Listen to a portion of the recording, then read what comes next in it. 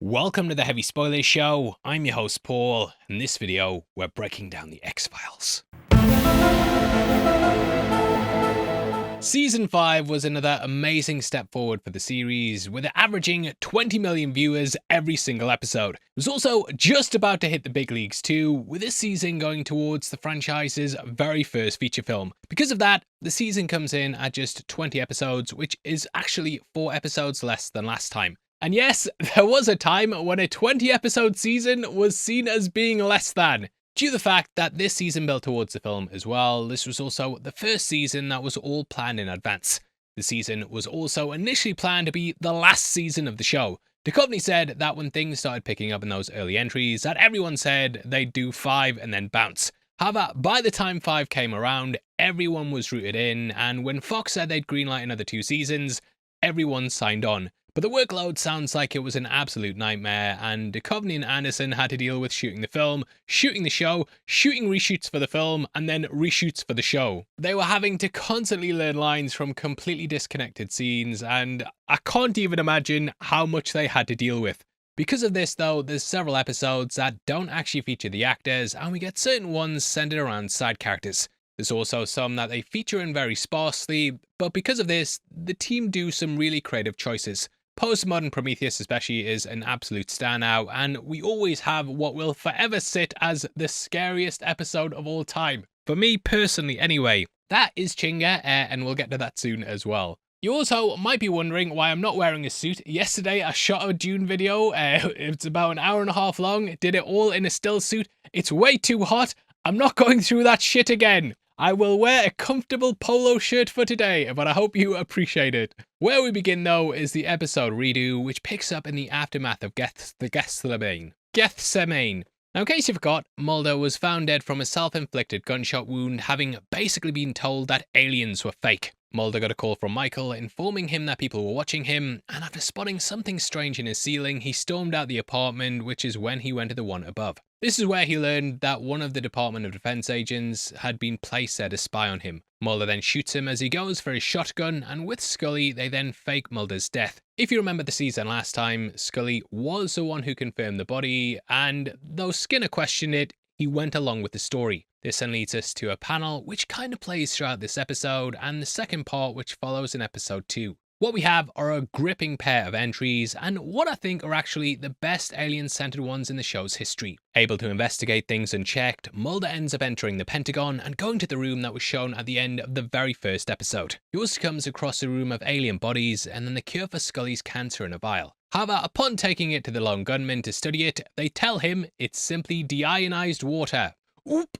To make matters worse, Scully says that someone in the hearing is the reason for her cancer and that she has evidence to support it. However, just as she goes to do this, her nose then starts bleeding. So, big cliffhanger, and redo part 2, Electric Boogaloo has her being treated at a hospital. Mulder arrives there, which is when people realise he's alive and he's brought in for questioning. Mulder reveals there's a mole in the FBI who's secretly been working against them. As we know, Scully was hired to undermine his work and report on what he was doing, but she ended up siding with the agent. But clearly people are working against Mulder, and Blevins wants Mulder to finger Skinner, and thus everything will be pinned on him. As I'm sure you can guess though, Blevins is the mole, and it's not the first Faustian deal that Mulder gets offered. Throughout both entries, Smoking Man's been saying he suspects Mulder's still alive, and he's vindicated by the arrival of the agent. Though the first Eldar wants the guy whacked, the Smoking Man is like, but what if he could be turned? Which is very Star Wars, and that happens a lot throughout this season. But he ends up meeting with Mulder and says there's a chip hidden inside the vial that can cure the cancer. Mulder then goes to the hospital, and though Dana's brother gives him a massive dressing down about how much he's put his family in danger, Scully decides to trust Fox and have the chip used on her. It's a really strong personal scene in which we see the true cost of Mulder's actions. His sister was of course murdered as well, and it's something you kind of forget until he brings it up. Scully being his only surviving sister as well, and potentially being brought into a plot that's going to lead to her death by Mulder. Yeah, I can totally see things from his point of view. Now while this is going on, Michael Krichkow has also been brought in for questioning. He tells them that his son died this morning and that he's also working for a congressional lobbying firm known as Roush. With Mulder, things then take a massive twist when the smoking man arranges to meet with him. The smoking man then shows up with his sister Samantha, and she tells Mulder that the smoking man raised her. She calls him father and talks about her abduction, which is a massive scene. Smoking man then offers to give Mulder the truth about everything, but in exchange for this, he has to go and work for him. And it's something Mulder clearly wrestles with. Blevins is the reason he eventually decides not to though, and in the meeting he reveals that Blevins is the mole. It's a scene where Duchovny really gets to show off his acting range, and the hearing's one of the best scenes we've seen so far. Reminds me a lot of the, you know, the one where it's like, you want the truth, you can handle the truth. That one from A Few Good Men. Things really get to boiling point, and when he finally nails Blevins in front of everyone, it's such a big moment. Turns out Blevins was also on the payroll of Rausch as well, and we learn that they're basically a front for the syndicate. Rausch is a biotechnology corporation in deep with the government, and they're the ones that are working on the alien-human hybrids. They're clearly in cleanup mode as well, and throughout we see the smoking man hunted by a sniper. Known as Quiet Willie, he ends up shooting Smoking Man towards the end of the episode, and I don't know why I said Quiet Willie, but that's how I always read his name. Blevins is also killed as well, with it being staged to look like he took his own life. We end things on a positive note though, as we learn Scully's cancer's now in remission. Overall, I think this is by far the best two-parter premiere, and it starts off the season on some really strong footing. Handling things like black budget programs, whistleblowers, misinformation, disinformation, and government experiments, it capitalizes on mistrust around the government. You have to remember as well that Watergate and Iran-Contra were still massive talking points in the 90s, and stuff like the Tuskegee syphilis study had horrified the public. People didn't really know who to trust, and this just builds off all those worries really well. Plus, you have the personal stuff too, like Samantha's return and Scully's cancer being cured. So, cannot recommend them any higher, and that also takes us into what's another absolute banger. Unusual Suspects is the first instance of leaning on the larger cast, and it tells the origin of a group you might know. I heard it was a lone gunman. Which, hey, that's how they got the name. Taking us back to 1989, we see as the group meet for the first time. Directly inspired by conspiracy culture, the gunmen represent the alternate voices to the mainstream narrative. You might remember as well that when we talked about their first appearance, we touched upon they were inspired by people the creators met at some cons. The cast all said they imagined the group were in a garage band together, but we learned that Byers actually worked for the government. He's the guy who takes the lead in the episode, with Vince Gilligan really wanting to make the characters have their own distinct personalities. So far, the actors had felt like they'd all been pretty interchangeable, and people who were just there to deliver exposition. But Bruce Harwood, who plays Byers, said this really allowed him to stretch his acting chops, and it's a tale about love in which he pulls along these two other schmucks for the ride. Now, as with all good team-up stories, the group aren't friends when they first meet. We begin with the lone gunman being captured by a SWAT team while Mulder rolls around on the floor shouting they're here. Taken in for interrogation, they're then questioned by Detective John Munch. This makes the episode a crossover with NBC's Homicide: Life on the Street, with actor Richard Belzer also reprising the role. Through Byers, we hear how he went to a computer convention for the FCC. Beside his booth are also the ones with Langley and Frohickey, who are selling ways to get stolen cable. It's here that he then met a woman named Holly. Byers is instantly smitten, and she breaks down saying that her daughter's been kidnapped by her crazy ex, who's stalking her at the convention. Peeking through the curtain, we then see that it's dun dun dun, it's bloody Fox Mulder. So yeah, obviously not the ex. We do learn a lot of stuff about Holly, and it turns out she was very close to the defense departments in a network, and she wants Byers to hack into it so she can get the file on her daughter. Along with Frohickey, they decipher it, and Byers' co-worker is arrested as he was working at the booth that's just hacked into the government. But things aren't as they seem, and though the two guys want to smash in Mulder's head like the like button, he reveals that he actually works for the FBI. They then go to get Langley, who's playing a game of Dungeons and Dragons, and recruit him to hack into the FBI database. It's here that they pull up his file and realise he's not the psycho Holly says he is. She isn't exactly who she claims to be either. The file says her real name's Suzanne Medeski and that she's a terrorist who's wanted for murder. Suzanne admits to it, but says she actually worked at the facility and sabotaged it after realising they were developing a mind-altering gas that would be dropped on Baltimore. She also pulls out a tooth and reveals it's got a tracking device in it, so the gunmen don't really know who to believe. Tracking down the gas, it then takes them to a warehouse where it's being stored in inhalers. Mulder then shows up to take them in, but then two men in black arrive to take in Suzanne. Mulder is also like, mate, who the hell are you? What the shit's going on? And after a shootout occurs, they hit the inhalers, which Mulder gets a whiff of. He starts going crazy, writhing on the ground while stripping off his clothes, and rambling about how he's seeing aliens. He's all hallucinating it, but you can see how that would bury it in your mind, and yeah, kind of explains why he's so obsessed with UFOs. Beyond his sister being abducted, of course. But these figures are actually led by X, who's coming as part of the cleanup crew. As we know, he'd eventually go on to help Mulder, but this is back in the day when he was part of the machine. However, there is the potential here that he's having second thoughts already, as he demands that Mulder isn't to be arrested. From his file, we learn a lot more about the agent as well, and how he was basically a star student in every class. I think this episode's also transformative for him as well, as he sees just how deep the rabbit hole goes. Bayer refuses to back down as well, and starts demanding who gives X the authority to cover things up. X eventually pulls out a gun to intimidate them, but even in the face of death, Byers still demands answers. Ultimately, X lets him live, but Byers starts to ask about other conspiracies and cover-ups. He brings up what happened with JFK, and that's when X says about how he heard it was a lone gunman. Byers was actually also born on November 22nd, 1963, which is the day that Kennedy was killed, and is also my wife's birthday, so I never forget it. I was named after JFK. Before the assassination, my parents were going to call me Bertram. Eventually though, Mulder comes through, verifies their story, and the three are let go by the police, who think they're just crazy crackpots. Here's the tip. Aluminum foil makes a lovely hat and it blocks out the government's mind control rays.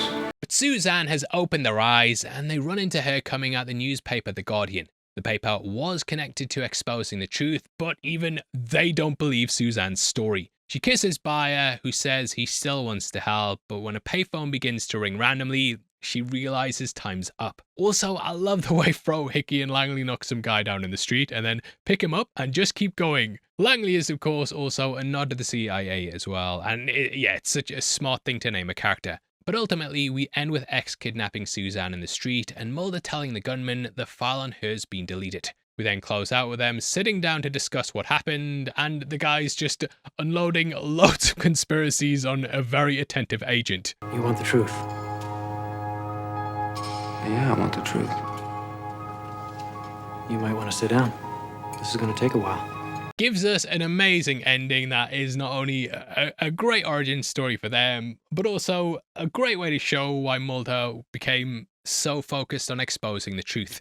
After this, I was like, oh, this season's amazing. It was 3 for 3 and a complete hat trick of 3 incredible episodes. This fleshes out some side characters in a really great way, and even just gives us little nods to The Wizard of Oz. Director Kim Manners said they modelled the 3 after the Lion, the Scarecrow and Tin Man, with Suzanne being the Dorothy figure that they all follow in order to learn what's behind the curtain. We then close out that film with Dorothy saying what happened, much like what they do here. Just makes the gang way more lovable, and one of the best origin stories I've seen on TV. That then takes us to our first monster of the week, which is titled Detour. In the opening, we travel to the Appalachian National Forest and join 2 men surveying the area. They're then attacked by a seemingly invisible force that's revealed to be a humanoid that's camouflaged as fuck. The creature then chases the guys through the woods before the last surviving guy stumbles across the face as it's hidden in the undergrowth. And yeah, seeing this these days, I immediately thought of Peter from the Hunger Games. Don't know what this creature is, but he must be amazing at making cakes. I'm not even kidding. As well, later on we have a bit that looks just like how Peter did, and it was absolutely killing me watching this back. Now if you want to celebrate that moment from the Hunger Games as well, then why not check out our shirt on it at the merch store below. We also have our one inspired by the X-Files as well, and we're running a big sale for summer where you get more discounts on the more shirts you buy. All goes towards helping videos like this get made. We've got some shirts up there too. And huge thank you to everyone who's picked one up. But yeah, this is one of those episodes that I had kind of forgotten about, but as soon as I saw the reveal with the creature's red eyes, it all came flooding back. This is something suspected to be the Mothman, which is something that we've talked about in our breakdowns before. However, the creature isn't named outright, and to be honest, it doesn't fit the Mothman's MO. Instead, I think it's just one of those creatures where it's kind of an infill for lots of different urban legends. Be it Bigfoot or the Chupacabra, there's always been the idea that some strange creatures living in the woods. Frank Spotnitz said he wanted something along the lines of Deliverance, where it's about taking the wrong path in the forest. But honestly, I think it's a lot more like Predator, in which we have an invisible enemy in the woods that's hunting down the characters. How the agents are brought in is because the gang are heading to a team building seminar along with two fellow agents named Michael and Carla. Stopped by a roadblock, they decide to go and investigate, which is when their interests are piqued by the strange things that are going on. As this is happening, the locals then start to be hunted, including a father and son who wandered into the woods. The red-eyed figure appears, and that night hunts after the little boy, which leads to an excellent standalone scene. The gang end up going hunting for the creature as well, and though they can't see them per se, the equipment starts to pick up some heat signatures. So very, very Predator. It leads to people as part of the expedition getting picked off one by one, with Mulder and Scully facing down against it in the woods. It's such a good scene, and you watch as they waste their ammo on bushes and shadows, and with every shot, things become even more tense. Scully eventually manages to wound one that grabs Mulder, but the pair have to spend a night in the woods. This actually leads to a really nice scene between the agents though, where Scully sings Joy to the World by Three Dog Night. Never understood a single word he said, but I helped him drink his wine. Originally, they apparently wanted I'm So Lonely I Could Cry by Hank Williams, but Carter thought they should go a little bit off the wall. And they loved that this was the first thing that Scully thought of. The next day, they end up being trapped in the creature's den, but they actually managed to kill one. Seeing its skin, it appears almost like it's made out of a tree. And it's the best Groot cosplay ever. They also find the words ad noctem in a tree, which according to the wiki is Latin for into darkness. The agents then manage to make it out of the forest, and upon seeing a board of the wood's history, Mulder comes up with a theory. Due to the carving, he believes they might be the descendants of the Spanish conquistadors who settled in the forest. He believes that in the near 500 years since that happened, that there is the potential that enough time has passed for them to evolve to be what they encountered in the woods. We also have a really funny scene where the guy says Mulder's just trying to make this an X-File so he can put the motel on expenses. But suddenly he realizes that the creatures could still be hunting them and they're starting to branch out their territory. So he runs to Scully's room, who's currently packing, unaware that one of the creatures is under her bed. Ultimately, it is a bit of an anticlimax and the creature hides away, refusing to attack. But I actually think this is a really effective way to handle things. You constantly think that something bad's going to happen and just breathe a big sigh of relief when Dana just leaves the room. I think it plays perfectly off the creatures as well. They've survived this long by hiding in the shadows, and it just makes sense they wouldn't attack unless absolutely necessary. We then end things panning down under the bed to see those red glowing eyes, which closes out the episode. Now, this episode, when I was looking it up, it got a lot of backlash, but I actually think the mystery here and lack of a creature really being seen is ultimately the best things about it. I love the way this detour takes us into a world of an unseen creature that we don't really learn much about beyond a few lines here and there. They also thought it would be good to just leave things open-ended and the idea that these creatures are still out there. It's something they did a lot throughout season 1 and 2, but the last two entries often wrap things up. But yeah, it's nice to just go back to that sort of open, ambiguous ending, and it's actually one of my favourite monster ones so far.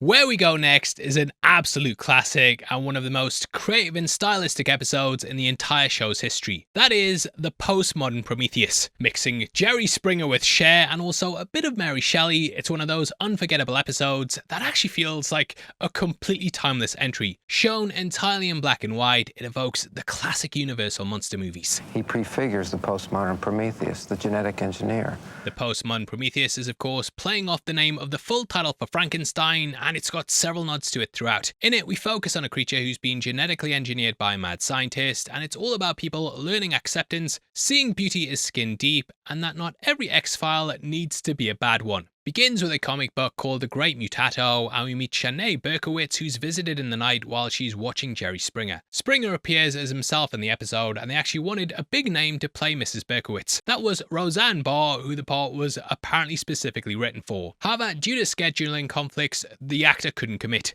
But the figure comes dancing into Cher, and he's walking into her bedroom, and she claims that 18 years prior she'd been impregnated by him, which led to her son Izzy. Izzy now draws comics of the Great Mutato, who's been seen in the area by locals. Described as a man with two faces. Two faces? I think it's too much of a thinker. The agents come in and discover he's not exactly a myth. This then leads them to a geneticist who's trying to play God. This fly has legs.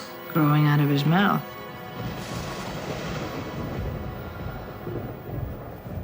Why would you do that? Because I can.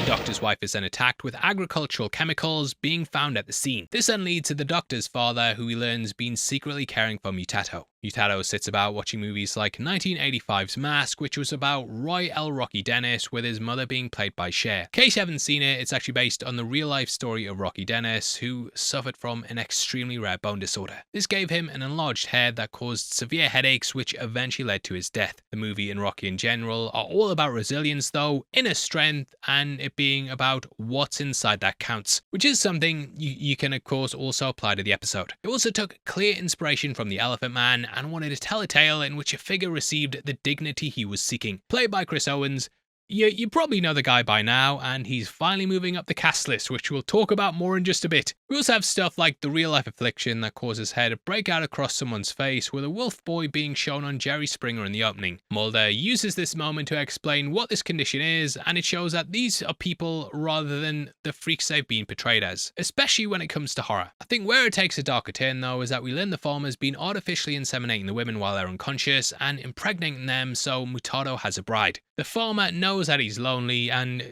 just wants to give him someone he can share his life with. But yeah, pretty fucked up. Either way, his son arrives and kills him upon finding this out, and he then blames Mutato for the death. Arriving with a literal mob that have torches and pitchforks, they accidentally set fire to the barn, akin to the old classic tale. But Mutato speaks to the crowd instead of fleeing, and though the Doctor calls him a liar and deceiver, he clearly wins them over. He gets an amazing monologue in which he talks about the beauty of life and how it's often only skin deep. In this, they realize he isn't a monster at all, and it's actually Frankenstein that was the monster all along. It's Frankenstein subtext, that mate. But Mulder is a bit annoyed that he never got a mate and demands to see the quote-unquote writer. It's at this point that Mutato then goes to a Cher concert where he sits in the front row and is pulled on stage by the singer. He couldn't believe it was happening, and if he could turn back time, I'm sure he'd relive this moment over and over and over. It's a memory he will share with the agents. We then close things out with Mulder picking up Scully to dance and get the scene changing to an image of the comic book. Now, I never read it this way when I was watching it, mate, but I've obviously been doing research for these videos, and I was kind of shocked to see that there's lots of people out there who think this entire thing is just completely imagined. The theory is that Mulder says he wants to speak to the writer, and after this, things go to the comic and they imagine a happy ending. But mate, give me a happy ending for real. It's all fake anyway. The episode isn't real. Why do I need another layer of fantasy to it? So yeah, I just take it as he got accepted by the community and got to go and dance with Cher. It also marks a happier time for Mulder as well. In the episode, he was actually asked if he believes in UFOs and said he wasn't really sure anymore. Having had his beliefs destroyed by the last handful of entries, I just wanted him to start living and be happy. Now, fans have also speculated that Cher actually did appear in this episode, with it being a cameo role. However, this has been debunked, but the rumour caught some wind due to comments by Cher herself. According to the wiki, Colin knew her half-sister Georgiana LaPierre was a fan of the series, so thought they could get word to Cher about how they wanted her in an episode. However, she turned it down because she wanted an acting part rather than just playing herself. Looking back though, she has admitted that if she'd known about how good the script was, then she would have jumped at it in a heartbeat. I think this, coupled with the fact that Springer was in it for real, has made people speculate that that's indeed her at the end. I don't think it matters either way though, and it creates one of those unforgettable episodes that I think is one of those that first spring to mind when you think about the show. This is followed by another in Christmas Carol, which is the title of episode 6. Now this kicks off a two-parter centered around the Scullys. Starting off at Christmas, we get an episode built around cloning, surrogacy, and the strange things that happened to Scully during her abduction. Though Mulder appears massively in part 2, Duchovny was promoting his film Playing God, so was unable to be in much of this, even if he gets a pretty funny line later. Have you ever seen Mr. Potato Head? He looks like this. So instead, they crafted a script that was initially a play off Scrooge, with Scully being visited by people from her past that make her learn to love life again. Though this idea was scrapped, we have several flashbacks that do kind of do the same job. In it, Scully finds out Melissa may have had a daughter, but learns at the end that she actually belongs to her. The episode kind of revolves them getting to the truth and also learning that Emily was part of a medical trial. This was from a company called Prangin Industries, which paid Emily's apparent parents lots of money to keep her in the program. Scully also reveals in this entry that she can't have children, which is a result of her abduction. Emily is played by Lauren Dewald, who actually starred in an episode of Millennium. She had to replace the original Emily as well, who apparently had an extreme phobia of hospitals. Most of the second entry actually takes place in a hospital, and from what I can gather, the kid refused to shoot the scenes, so they had to go back and reshoot all the scenes with her in this entry, which was apparently a nightmare for the schedule, especially as things were already tight with the movie. According to the wiki, pretty much all of Anderson's scenes were shot with a double, though I really didn't notice it. They also have a younger Scully as well, which is played by Gillian's 14-year-old sister Zoe. It's a pretty solid episode, but I think where things go up a notch is in the second part, which is simply titled Emily. Things are big right from the off, with Scully walking through the desert with her dress blowing in the wind. Looking like someone from a Kate Bush video, she finds her golden cross necklace on the ground. As I'm sure you can guess though, It was all a dream. Mulder then visits Emily in hospital, and we see that she's beginning to deteriorate. Mulder suspects that Emily was conceived during Scully's abduction, but his suspicions don't really go down well. Does FBI stand for Federal Bureau of Imagination? Emily then ends up getting sicker as well, and a nurse perceives a cyst on the back of her neck which oozes the green blood-like liquid that causes searing pain in an onlooker's eyes. So Mulder suspects that she may be an alien-human hybrid, and he visits Dr. Ernest Calderson, who's part of Prangin. The guy basically gives it the whole, we've got research contracts that are worth a considerable amount and I can't divulge any secrets. But Mulder turns absolutely furious and goes off the handle, and it's the first time we've really seen him just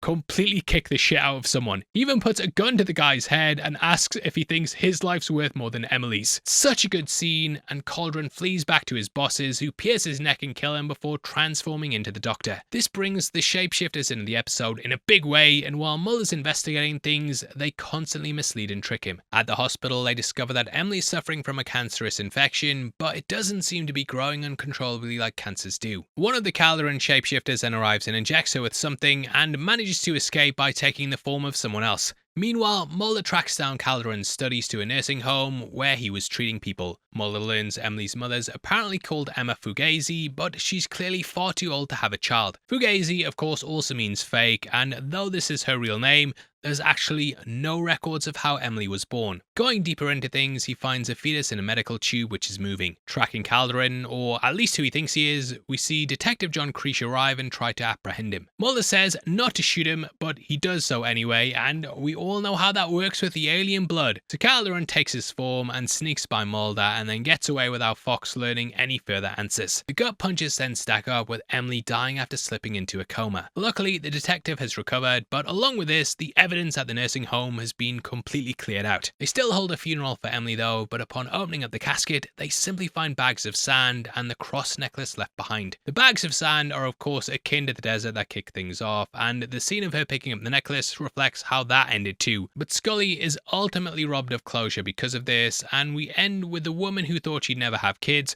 learning that she has one, only for this to be taken away by the shadowy syndicate who are punishing the pair for messing with them. Even the cross she gave Emily earlier in the episode is returned, which to me shows that everything Scully's gone through meant nothing, and she doesn't even get this moment of remembrance. It's all back to how it was, with every piece of progress being destroyed. Now, episode 8 sees a returning Vince Gilligan creation in Robert Modell. In case you don't remember, he was the psychic pusher who bent people to his will by simply using his voice. Now, we learned that Modell had a brain tumor, which did mean he had a level of psychic abilities. Using hypnotic suggestion, Modell was able to make people take their own life, and this made him a fascinating villain. Eventually, he was captured after being shot during Russian roulette, and the episode begins with him escaping prison. Now, the follow-up here was actually cobbled together from a draft of something which was pitched by Tim Minier. He thought that they could have an atheist in prison who then all of a sudden heard the voice of God. He'd then kill another criminal, and only Mulder would believe he was working for a higher power. But due to the pressures of the movie, show, and the fact Carter was also doing Millennium, they didn't really have time to develop the idea. However, they did have time to take some of the ideas that Gilligan had had and combine them with others. Robert Modell was still sitting on the board, and thus he was brought back to create this sequel episode. In the opening, Modell uses his enhanced abilities to talk a god into letting him go, and we see him literally banging his head against the wall. This is a moment that always stuck with me, and as a kid, this was the first time I remember ever seeing something like this. Years later, I remember watching a documentary on Jeffrey Dahmer, and they said that when the police finally caught him, he was just in a room banging his head against the wall, just like this. So I did always wonder if those moments were connected, with the showrunner being inspired by that. But either way, the FBI doesn't waste a beat going after the baddie, and Mulder and Scully are put on the case. Modell talks to a sales assistant at a shop and makes him think that he's holding a snake. He then travels to the prosecutor from the trial, and the guy ends up joining the Blue Man Group. This is such a cool effect, and later on Scully opens up his mouth and we see paint pouring out. Feels very, very Seven, and I think was clearly influenced by the work of David Fincher. Breakdown on the channel now. Now, you might notice that the eyes are moving and stuff, and I was like, mate, I caught you. However, according to the wiki, this was actually a dummy which they just drenched in paint. As for the paint, it's a certain shade of blue, which calls back to this scene. I think the word for that particular shade is cerulean, actually. Cerulean blue. There's also Japanese writing on the wall as well, which translates to fox hunting. Yikes! Now, Mulder has clearly dealt with the character before, and he seems to resist him to some extent. We even get a similar phone call to their last encounter where Modell talked their partner officer into having a heart attack. They try and run a trace on him and say that Fox has to keep him on the phone for 30 seconds. Modell knows it's happening though and tells him to not hang up, but Mulder manages to resist it and ends the call himself. At the scene, they then see there's a photo of the prosecutor's wife Linda, which is painted with a blue thumbprint on it showing how Modell looked at it. Through a bunch of machinations, they track down Modell, and it's here that they also come across Linda. Linda works in real estate and apparently had a viewing at this location, which was arranged by a man named Fox Mulder. Luckily, Linda arrived late, and Mulder then runs into Modell, who he holds at gunpoint. However, Modell tells him over and over again to listen to him, and we cut to Mulder walking out the building, having let Modell go. Which, mate, you weren't supposed to do that. Don't do that! Now, Mulder is actually thrown a bit by this whole thing, and he starts to question whether he's seeing things straight. Modell basically had him at his mercy, but for whatever reason, didn't make him empty his pistol into his own head. He also didn't kill the guard, and didn't kill the guy at the shop, and the paint thing doesn't really fit his MO. So something seems a bit off. Upon questioning Linda, she also says lots of weird things about her dead husband. I guess he felt that it was his brush with greatness. It's not like Nathan was impulsive or flighty. I don't want to paint him as that. He was true blue. We learn that they also met and got married within 2 days, and that the relationship only lasted 2 months. So instantly, Mulder is like, mate, you said brush with greatness. Doesn't want to paint him like that. She bloody did it, mate. But Scully is like, Mulder, I don't think that's right. And Skinner's like, Mulder, get your ass out of here. Get your head out your goddamn asshole. You're off this case. But Mulder obviously doesn't give up, and he goes to check in on Modell's therapist. She brings up how he'd been visited by a nun from a group called the Little Sisters of Charity, and Mulder then pulls out a picture of Linda. However, the therapist says she can't see without her glasses, and Mulder's like, can you just look at the phone? She's like, I've got to go do this. And then the phone starts to ring. Person then makes her go over to a fuse box where she electrocutes and kills herself. So Mulder doubles down on his hunch and tells Scully to basically lock down Linda. Skinner eventually goes to her room as well and kicks down the door to find Modell talking to the character. In Skinner's mind, he sees him pull a gun, and after shooting sees it was just his finger. Modell is then taken to hospital, and Mulder theorizes that he'd done this to protect Linda. Now it turns out that Robert and Linda are actually twins, and the pair were separated at birth. They both developed tumors around the same time, and because of this also share the same abilities. She'd been trying to get revenge for her brother and mess with Mulder for what he did to Modell. She met and manipulated the prosecutor and married him within 2 days, and this was so she could kill him and get revenge for her brother. She then arrives at the hospital with nurse written on a piece of paper, similar to how Modell last time managed to bypass the authorities. Her brother is at death's door as well and in extreme agony, and she says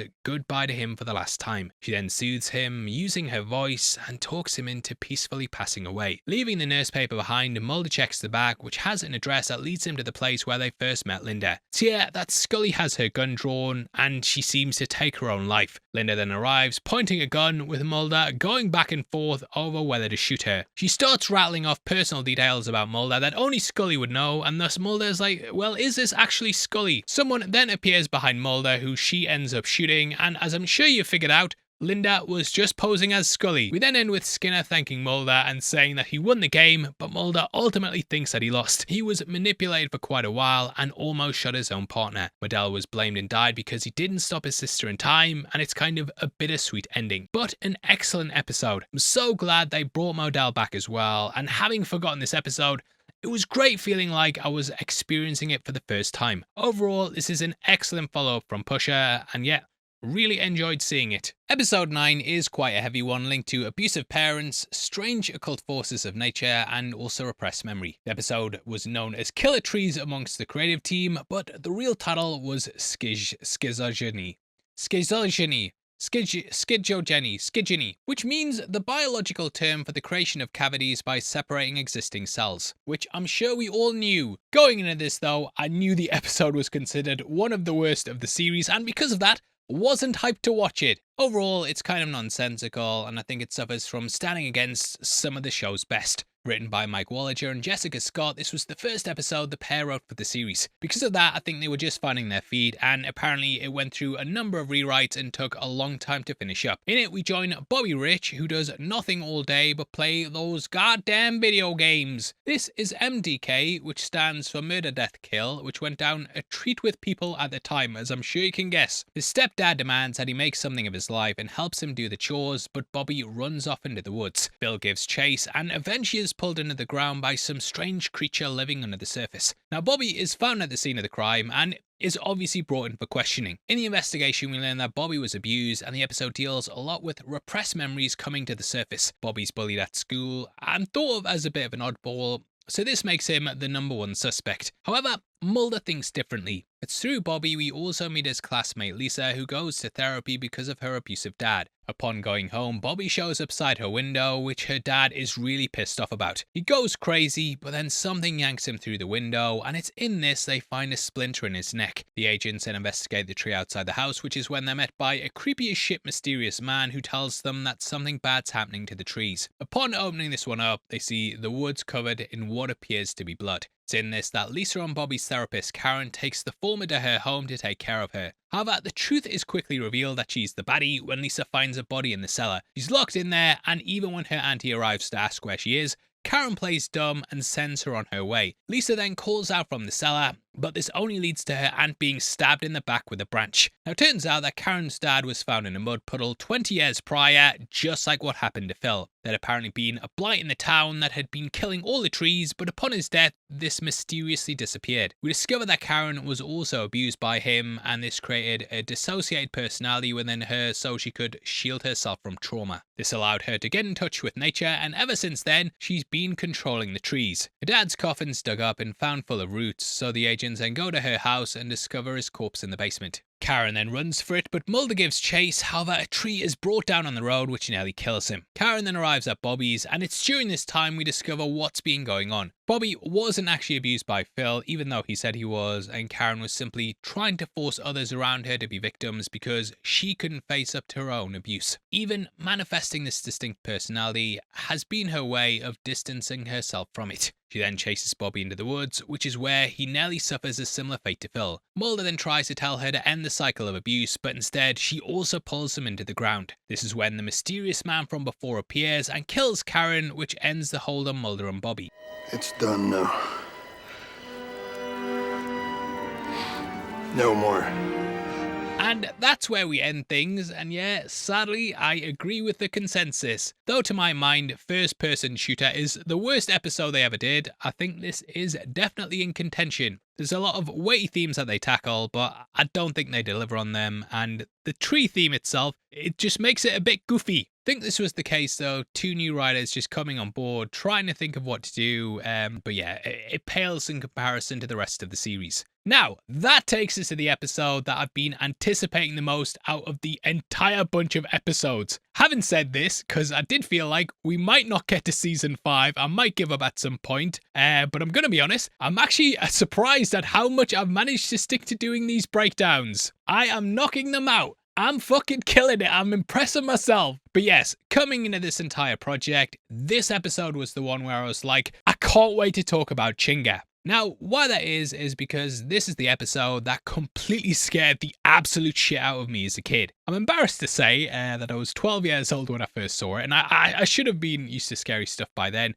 But this gave me nightmares for weeks and weeks and weeks. I vividly remember sitting in my family's caravan and staying up until 10 to watch it on BBC Two. Everyone else had started to drift off and I was just glued to the set, completely crapping my pants. I even remember turning it off and then taking 5 minutes to compose myself, and curiosity got the better of me and I turned it back on and shit myself again. But this episode was a formative part of my childhood, and it completely ruined it. I think we all have that one episode, though, where it's like, that is our episode, and for me, that is Chinga. As I'm sure you guys know as well, I'm a massive Stephen King fan, and it was only on this video, a mere 25 years later since I first saw it, that I found out this was actually written by the author. And it being set in Maine, that should have gave it away. He apparently met with Duchovny on an episode of Jeopardy though, and told him he'd love to write an episode. So the main man takes us to Maine, but the reason we go there is because we follow Scully on a vacation where she ends up encountering a haunted doll.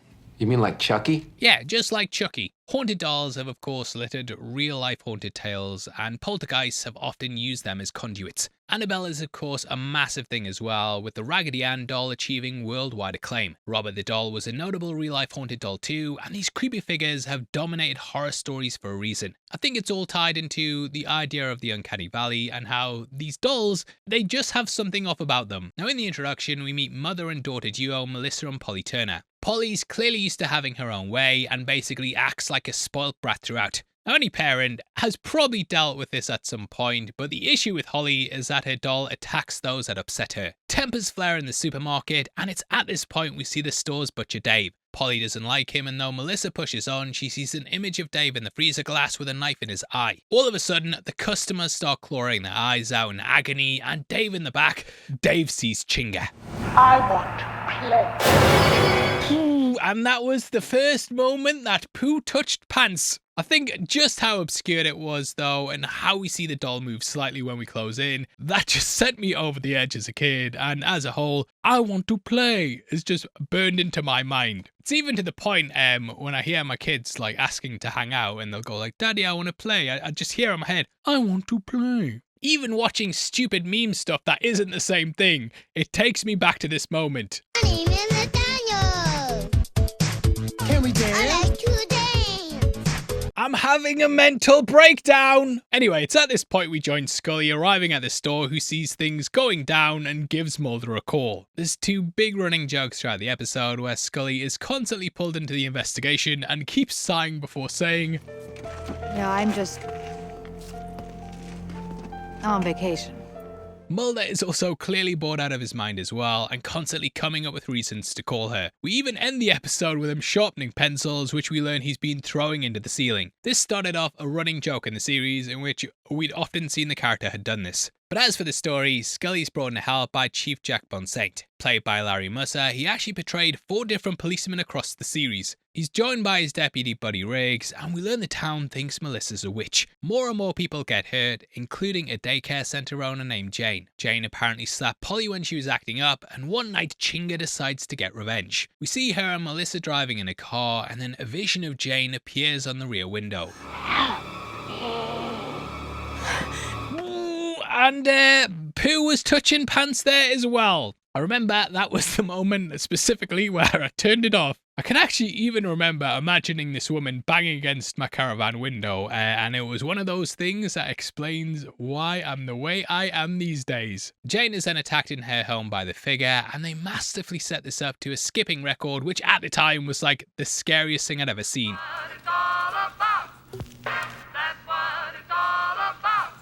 I'm not afraid of you. Through this, they then uncover the doll, which is actually tied to witches from the area. Well, yeah, the talking doll myth is well established in literature, especially in New England. The fetish, or juju, is believed to pass on magical powers onto its possessor. Some of the early witches were condemned for little more than proclaiming that these objects existed. The supposed witch having premonitory visions and things. Why do you ask? I was just curious. It's not too long before Scully recognizes an old man from the store who turns out to have worked with Polly's dad, Rich. The pair used to fish in the bay for lobsters, and it's during this that he dragged the doll up from the depths. He was absolutely enamored by his daughter and joyously said how this would be the perfect gift for her. Which, maybe. His shipmate didn't see what happened next, but he then heard the doll talking and went outside to find Richard put a hook through his head. Now, why Chinga seems to go about without drawing too much attention is because all the fatal wounds are self-inflicted. So nothing could really be said from this, and the fisherman delivered the doll as per Richard's wishes. But over time, Chinga's been getting more and more arrogant, and Polly's been losing it more and more. Inevitably, her anger turns to her mother and the men floating around her. We learn her and the butcher had a thing, and the policeman buddy also had his eyes on her too. They get taken out, and attention turns to Melissa, which leads to her trying to set fire to the house. However, the matches won't light, and eventually Melissa is forced to grab a hammer, which she then begins to hit herself with. Luckily, Scully arrives on the scene and demands the doll, which Polly finally gives up. Dana then cooks it in the microwave, and that seems to be the end of its terrifying reign. Scully then returns to work, clearly having no idea what actually happened. Because yeah, she's Scully, and a haunted doll seems ridiculous. Did you solve it? Me? No. I was on vacation, just getting out of my own head for a few days. Beyond this, we also get some added lore and finally learn where the famous poster came from. That poster. Where'd you get it? Oh, I got it down on M Street at some head shop about 5 years ago. We then close out with a charred and bird Chinga being pulled up from the depths by another fisherman, showing that the doll's reign is far from over. And keep it away from me. Now, I think when you go back to something that terrified you as a kid, it's unlikely that you're gonna feel like you did then. Being objective, had this not had the impact on me, then I do think this would be a good but not great entry in the overall season. However, it still absolutely terrified me as a kid, and because of that, it's always gonna be a formative episode. This is why I fell in love with the show. Whether it's the attack at the supermarket, the woman against the glass, or even the girl at the ice cream store getting her hair stuck in the machine, which nearly scalps her and is burned into my brain, it's just stuff that has made me me. Plus, it's a Scully solo episode where she's really just off doing her own thing, and she's given far more characterization than the other ones with her. So because of that, I will defend this until the day I die, and it will always be in my top 10 episodes. Let's have fun! Yes, and yes, I did. Anyway, I made it to the episode that I reviewed this entire season for, so there's no more excuses to go on. And I'll see you around, you sucker. Fuck you. What do you mean we've still got 6 seasons and 2 movies left to go? Then on we must go. Now, that takes us to Kill Switch, which was one of those ones I always thought was crap, so I always skipped on a watch through. However, going back to it, it had one of those unforgettable moments that was burned into my brain. I'll talk about that when we get to it, but Kill Switch basically deals with a rogue AI who's desperate to get the kill switch that can end it. This was of course released around the time of the explosion of the internet, and hacker culture was making big waves. We begin with drug dealers being alerted to the location of their enemy, along with deputies receiving a tip-off. This takes them all to a diner where we see computer programmers caught in the crossfire. He's killed in the shootout, and we learn this is a man named Donald Gelman, who's one of the inventors of the internet. His laptop's found at the scene, which has a CD inside that plays Twilight Time by the Platters. We later learn that this is the kill switch itself, and the only thing that can kill the AI. The episode centers around them trying to take this to the computer's core, which is located in a trailer. Along the way, they meet a hacker named Invisigoth, who I initially thought was a prototype for Trinity. She wears leather, has black around her eyes, and the lone gunmen even treat her like when Neo and Trinity meet for the first time. You programmed the autonomous bots in Ninjutsu Princess. The most gnarliest piece of entertainment software ever. We discover that Gelman had unleashed the AI on the internet, and it crossed into the satellites, phone lines, and so on and so forth. Since then, it's been hunting her, as she's one of the only people that can kill it. Recognizes my voice, monitors all communication. I haven't used a phone in over a month. Even upon meeting her, they go into a container which is then targeted by a missile fired by the AI. They touch upon a lot of the emerging tech at the time and how they had these crazy satellites that could read the headline on a newspaper. I vividly remember this was a big time of paranoia in which people were vastly aware of how strong surveillance was. This is something that Enemy of the State touched upon as well, and there was the idea that something in the space could constantly be spying on you. And we discover that she and her lover David had been attempting to upload their consciousness to the AI so they could go beyond the confines of their flesh. Give up our inefficient bodies so that our consciousness could live together forever. Donald had forbidden this, but Invisigoth was desperate to do it. However, after kidnapping Scully and forcing her to go to David's hideout, she finds the place has been destroyed. Though Scully manages to get free, Invisigoth just wants to be put out her misery. However, while this has been going on, Mulder tracks down a trailer on an abandoned farm, which is where he travels inside. Here he finds the body of David rocking a headset, and it's at this point I realised they were doing Neuromancer. In case you haven't read it, this is a great novel by William Gibson that was a massive inspiration for The Matrix. It tackles the idea of transhumanism and people uploading their consciousness into virtual reality. The book practically invented the genre of cyberpunk, and seeing the headsets brought it all back. Naturally, I also felt like an idiot when I checked the credits and realised Gibson wrote the episode, but it was just one of those moments of realization where everything made sense. Mulder is then slammed against the wall, and it's at this point he's electrocuted and he awakens to find himself in hospital. Now, the bit that is burned into my brain is because they amputate both his arms and threaten to remove more until he reveals where the kill switch is. Now, obviously, this is all just virtual reality, and Mulder at this point is in the machine. However, in the 90s,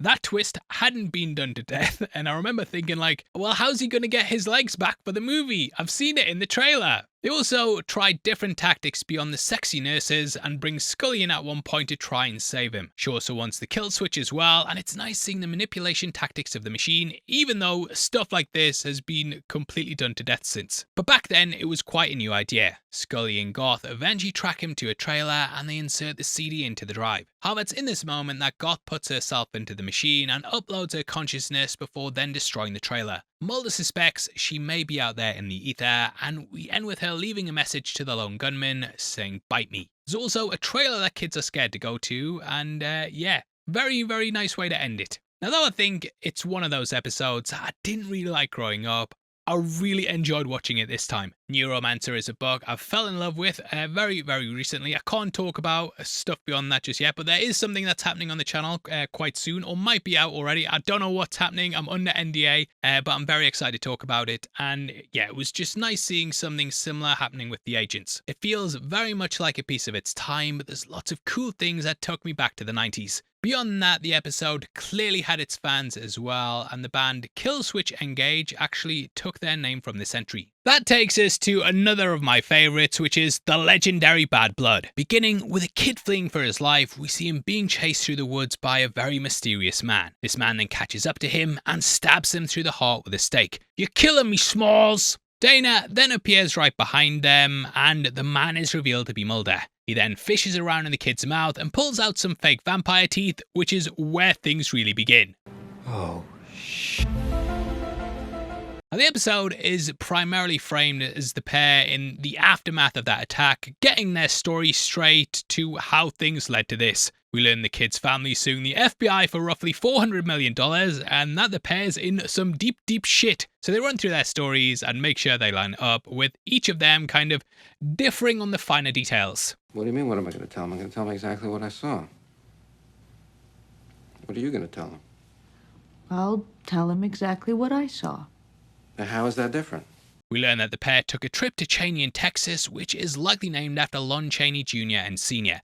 Both played vampires in their career, with them starring in The Son of Dracula and London After Midnight respectively. In this episode, we also get to see how Mulder and Scully view each other and get so many scenes played one way and then another. Hope you brought your cowboy boots. You want us to go to Dallas? Yeehaw! Actually, a town called Cheney, about 50 miles south of there. I hope you brought your cowboy boots. Why are we going to Dallas? It's a little town just south of there called Cheney, Texas. Is there any sign of... 2 small puncture wounds on the neck. That's not what I was going to ask. Too bad. We got them. Check it out. It's actually 6 dead cows, and here's the really interesting thing. Why am I looking at 6 dead cows? Well, because of the manner in which they died, all 6 were mysteriously exsanguinated.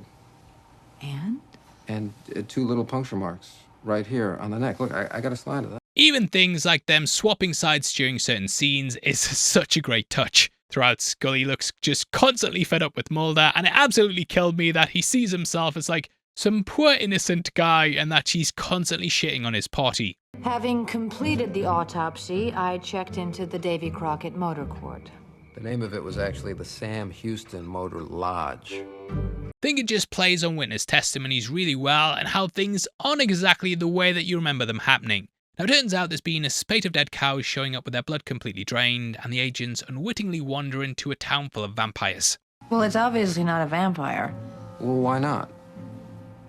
Because they don't exist? The big supporting cast member of this episode as well is none other than Luke Wilson, who plays the sheriff. They do some hilarious stuff with the makeup as well, and in Scully's memory, he's... Lucius Harwell. You the FBI agents? Yes. Whereas to Mulder, he's... Ooh, boy.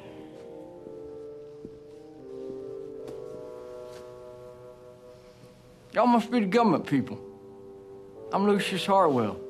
It takes something that could be a pretty straightforward episode about vampires and just takes a story to the next level. I literally could have done an entire video just on this entry alone because, yeah, you could literally cut the scenes side by side and make an absolute banger just pointing out the differences. Both get to take their characters to the extreme and really ham things up in a way that they just normally wouldn't get to do. Take me there now. It allows you to see why the agents come to the conclusions they do as well, and why Scully will see some of the craziest shit ever and be able to rationalize it. Even with the vampiric stuff, the hypothesis is that vampirism is brought on by an erotic fascination with vampires, and having just seen the fake teeth, it makes a lot of sense. Well, my theory has evolved.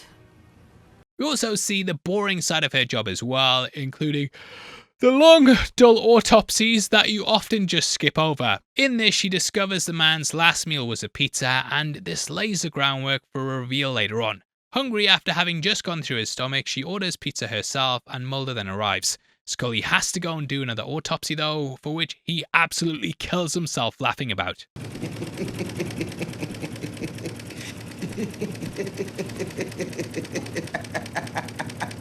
Then the pizza delivery guy arrives, and oh my god, it's the guy from the start. At the autopsy, Scully then gets a strange call and finds pizza in the guy's stomach again and figures out what's happening. Pizza guy. Mulder.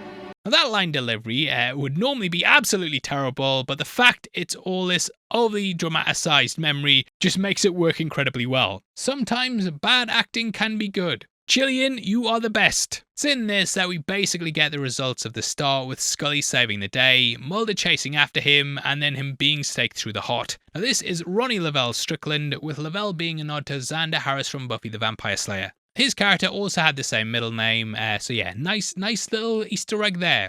But Ronnie is played by none other than Patrick Renner, who you'll probably recognise from The Sandlot. We then see stuff from Mulder's side, including why he turned up covered in mud. Travelling to the cemetery, we also learn that though the town has a population in the hundreds, there's tons of caskets and the undertaker's never out of business. The pizza delivery guy also stalks the graveyard, but the sinister side of the town goes much deeper. They see an RV doing donuts in a parking lot, and Mulder's dragged along the ground trying to get inside. This causes it to crash though, and it's here they find the extra body. What do you mean you want me to do another autopsy? And why do I have to do it right now? I just spent hours on my feet doing an autopsy, all for you. Gilligan also dropped an RV in during the Leonard Betts episode, and the one here made me realise he loves them, and it then explained why one appeared so much in Breaking Bad. Ronnie then makes his move with the pizza being laced with drugs. Upon crashing out, Mulder then throws a bag of sunflower seeds due to every vampire, no matter how different the telling, all having OCD apparently. Well, oddly enough, there seems to be one obscure fact which, in all the stories told by the different cultures, is exactly the same, and that's that vampires are really obsessive compulsive. Mulder also carries around a big bag of them due to something I think he said in season 2 about how his dad used to eat them, and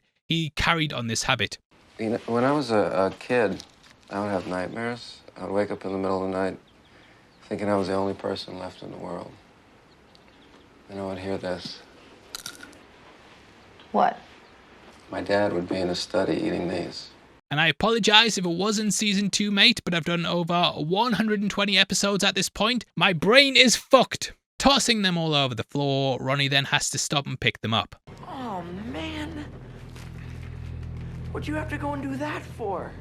But Mulder's bought himself some time, and Scully arrives to save the day. Also love how they subtly show how memory differentiates things, as if you flash back to Scully finding him, there's no seeds on the floor. So it's steak, steak, steak, and it wasn't a mistake, steak, steak, and that takes us to the episode's third act, where the steak's removed during autopsy. Ronnie comes alive and he tries to chow down on the doctor, but having forgot his false teeth, he just gnaws on his neck. Fleeing back to Cheney, luckily this gets them out of getting a bollocking from Skinner, even though they had an excuse. I was drugged. Vampires also must sleep in the native soil, so they manage to follow him back. In a showdown at the RV park, Mulder's then surrounded while Scully sits with the sheriff, who doesn't have buck teeth, but it turns out the whole town's vampires, including the sheriff. I really need to apologize to you about Ronnie. He makes us all look bad. He's just not who we are anymore. I mean, we pay taxes, we're good neighbors. And hey, maybe that's why he had the funny teeth to Mulder. Mulder was right. I love how this is foreshadowed at the start as well, as we have Ronnie running while screaming for help. Vampires don't tend to call out to others to come to their aid, but this showed he was desperate for one of them to save him. But anyway, they end up surrounding them, and due to them wanting to keep a low profile, they leave the pair alive. The agents then wake up to find all the trailers are gone, and no idea where the vampires have left to. I did even wonder if this inspired the True Knot and Dr. Sleep, as they all lived nomadic lifestyles and journeyed on trailers. We then close out with them getting bollocked by Skinner like two naughty school kids, and that tops off an episode that I think is gonna be in my top 5 quite easily. I was drugged. Hell, it might even be top 3 come the end of it, but I don't want to give those kinds of rankings just yet. What it does, though, is perfectly fuse together a classic villain of folklore, give us unreliable narrators, an insight into how Mulder and Scully think, and yeah, we just get the actors themselves trying to outdo each other in terms of funny faces and line delivery. Have you noticed that this man's shoes are untied? This is a joy from start to finish, and a true 10 out of 10 episode that's going to be an all-timer, and I think it's one I'll recommend to anyone who wants to see how good this show can be. Who's the black private dick who's a sex machine with all the chicks? Shaft! Can you dig it? They say this cat Shaft is a bad mother. Shut your mouth. I'm talking about Shaft. After this, we get a big mythology two-parter. Those are Patient X, the Red and the Black, which picks up with the Krychek, Gulag, Guy's Nets and stuff scene from last season. Black, you know the stuff. It's not one of those episodes I think you could just pick up and enjoy out the blue. You will need to have rewatched those recently, but I think there are actually a wealth of things here to enjoy. We initially begin in the Kazakhstani woods and watch as two boys see something fall from the sky. Attacked by something in the woods, this then continues the image of people who have their eyes and mouths fused shut, which will haunt your dreams forever. Now, these characters are called, and it's a bit of a mouthful, the alien rebels who have their eyes and mouths sewn shut. They appear throughout the double bill, and we have Brian Thompson returning as well. This is to denote that the same species as the alien bounty hunters, who are also played by the actor. Now, the black goo, of course, also affects your eyes and mouths, and it's through these orifices that it enters the body. However, they have them sewn shut, and I'm guessing there's another hole sewn shut on their body somewhere as well. Now, Marita Cravelius. My name is Marita Covarrubias. Yeah, that. Well, she's been called in to investigate as part of the UN peacekeeping mission, and here she comes across Krychek. He's captured the surviving boy and is subjecting him to the same things that Mulder went through in the Gulag, including infecting him with the black oil. As for Mulder, he's had a full-on change of heart and is now at MIT as part of a debate about the existence of aliens. One of the panel members is apparently an abductee, but Mulder is all like, mate, it's a load of shit, mate, what are you on about? Load of shit, that, mate. All part of the military-industrial complex. And I'd be like, mate, you've seen people shapeshift and stuff, like, what are you talking about? But it's through this that we re-meet Dr. Werber, who was a character in both The Pilot and Conduit. He's shocked that Mulder's so different now and wants him to meet a patient he calls Cassandra. Played by Veronica Cartwright, you'll probably recognise her as someone who had a run-in with an alien before. She says she's been abducted before as well and knows that aliens are coming back to get them. Scully at one point even warns her not to have the chip removed from her neck, and that if she does, she'll die from a rapid disease. Cassandra insists she'd never do it though, as that's the way they can find her. It's through this that we also meet her son, Agent Jeffrey Spender. Spender is a big character in the show, and he's played by Chris Owens. In case you don't know, he played the young cigarette smoking man, and we will see him more in just a bit. But Spender is a massive skeptic, and we learn in the second part he went under hypnosis as a child and said he was abducted. However, he said that this was because his mother basically kept bringing up abductions, so this is naturally where his mind went to. He doesn't want the fact she claims to be abducted to get out either, as he fears it'll ruin his rep with the feds. Scully actually finds she has a lot in common with Cassandra though, and that they both got abducted at Skyland Mountain. A lot of abductees head there, and it makes it seem like that's where things are gonna go down. Now while this is going on, Krychek kidnaps the young boy and sews his mouth and eyes shut to stop the oil from leaving. He then flees to the US and wants to give the syndicate the boy, as he claims he's basically a cure to the black goo. With his vaccine, they'll now be unstoppable and they'll be safe from the effects of the parasite. We then see as the abductees arrive at Skyland Mountain, which is where they're burned to death by the alien rebels. It's a big twist, but not as big as the one that comes when we learn Krychek and Marita are secretly in love and that they're planning to bring down the syndicate. Throughout the seasons, there's been lots of confusion over Marita's loyalty, because X left her as a contact, but then she was clearly working with the syndicate, but now this makes her seem like she is working with the good guys. Well, from a certain point of view at least. She eventually kidnaps a boy, but then pulls out the stitches and gets infected with the black goo. Scully and Cassandra also head to the bridge at Ruskin Dam with the other abductees, which is where the boys headed as well. The syndicate's Quiet Willie also heads there too, but things quickly heat up. A UFO appears, and as a man set on fire, two rebels with their mouths and eyes show up, which is a tongue twister. But that takes us into the second part, in which Mulder has Scully on the couch screaming,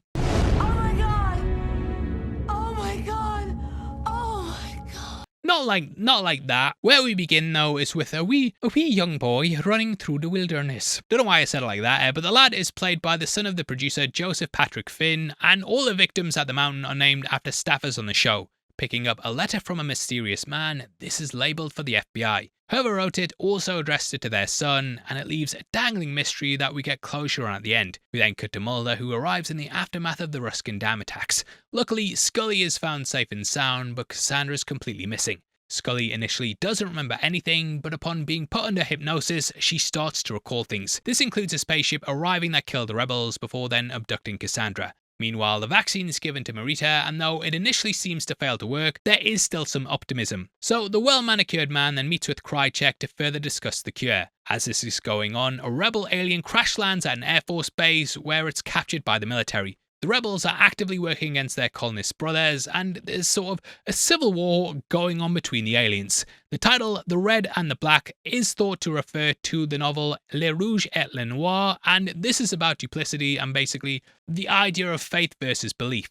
The wiki also theorizes that it could be a nod to the adventures of Buckaroo Banzai, where the two warring alien factions are called the Red and the Black Lectoroids. The well-manicured man also wants to leverage the vaccine as a bargaining chip, which will make the rebels partner with them against the colonists. I love how the last episode with the Gulag also kind of touched upon the Cold War and how there were these two sides that were warring against each other. We now have the Cold War metaphor on Earth, one for the aliens, and even the Syndicate is fighting amongst itself. But when it comes to the vaccine, there is the possibility that it just doesn't work, and if that's the case, they could hand the rebels over and basically keep peace with the colonists.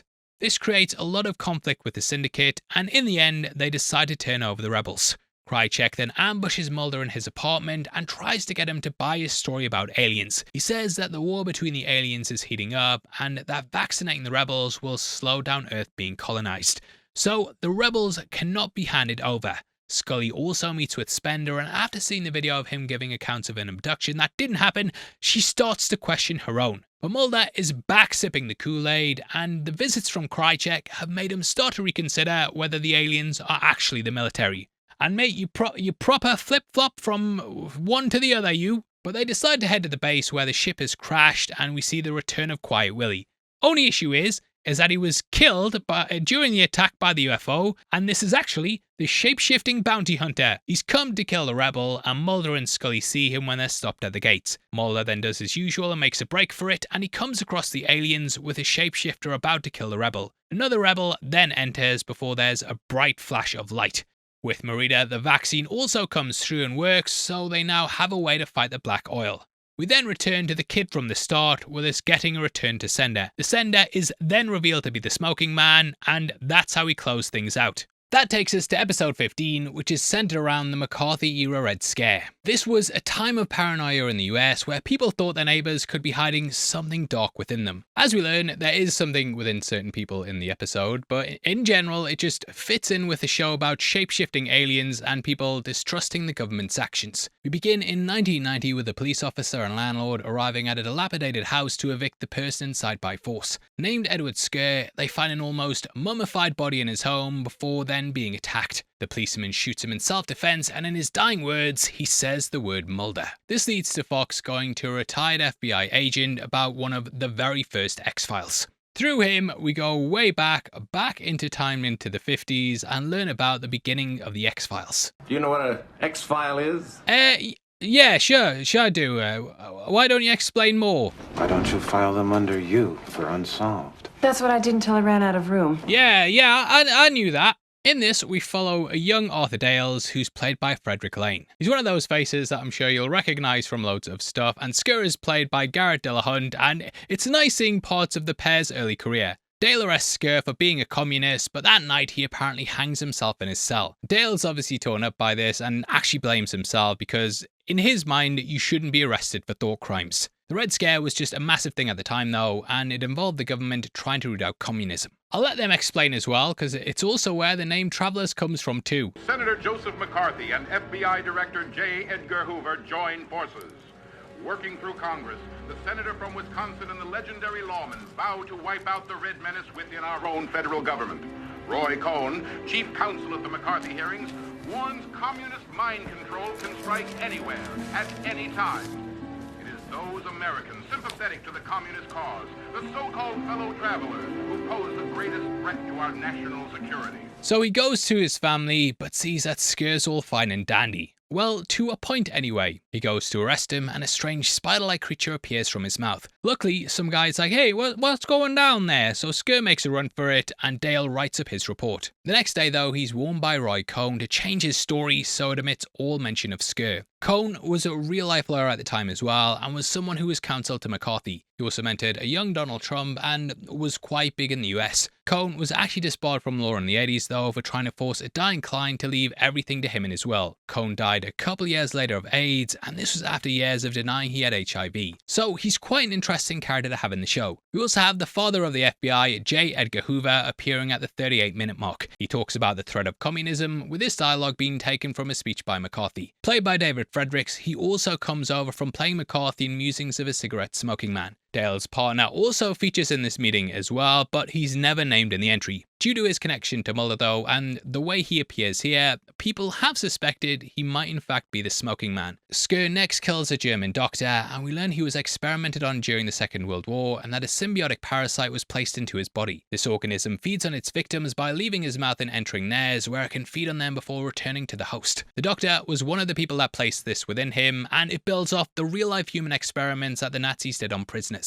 It's a horrible fate that eventually ends up consuming Edward's wife as well. Dale goes to her saying he knows her husband's alive and that he's trying to help. We learn that Skur's been going to the backyard bomb shelter to hide away when things get bad, and it ends up killing her. Dales is then ordered to bring Skur in as he's a communist enemy, and it's through this that Dales meets Bill Mulder. Bill is of course quite an interesting character who throughout the series has seemed more and more shady every time we see him. He was of course in leagues with the Syndicate, and this episode paints him out as quite a shady figure, at least at first. Dales then goes to arrest Skur while Mulder and his partner wait outside so Skur can get Dales out the way. However, upon going in, they see that Skur's overcome the parasite and Dales is simply handcuffed. Now, we jump back to the present and learn that Dales never learned what happened to Skur after that, and Fox is kind of gutted that his dad was involved in things. However, Dales does wonder if someone could have helped out Sker, and we go back to the 50s to see him with Bill. Mulder then takes him to the road and house at the beginning, and after setting him free and leaving him with the keys, he walks away as a good man, even if history won't remember it. It's a pretty cracking episode that once more was made out of necessity due to the film being made. Anderson doesn't appear in this at all, and apparently that was due to most of her scenes there being scheduled to be shot while they made this. Dales also returns in season 6, and I promise after we get the film done,